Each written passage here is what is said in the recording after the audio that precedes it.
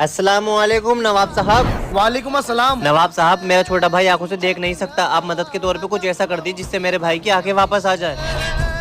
ठीक है, मैं नमाज पढ़ने जा रहा हूँ और मैं तुम्हारे भाई के लिए अल्लाह से दुआ करूंगा, लेकिन मेरे वापस आने तक तुम्हारे भाई की आंखों की रोशनी वापस नहीं आई तो मैं तुम्हारे भाई की गर्दन काट दूंगा। भाईजान, अगर मेरी आंखें वापस नहीं आई तो मेरा क्या होगा? हाँ छोटे, चलो हम भी नमाज पढ़कर अल्लाह से दुआ मांगते हैं।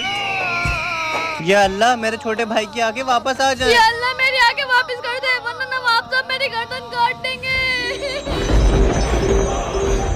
भाईजान, मेरी आंखें वापस आ गई। क्या? चल, नवाब साहब भी आ गए। नवाब साहब, आपकी दुआओं से मेरे भाई की आंखें वापस आ गई। मेरी दुआ से नहीं। नवाब साहब, ये दोनों मेरे पड़ोस में रहते हैं और इन्हें मैंने कभी नमाज पढ़ते हुए नहीं देखा। ये बेनमाजी हैं। तुमने अल्लाह की इबादत के लिए सर झुकाया और अल्लाह ने तुम्हारी मुश्किल दूर कर दी। कभी भी किसी इंसान के मोहताज मत रहना। जो भी मांगना अल्लाह से मांगना, बेशक वो सबकी दुआएं कबूल करने वाला है।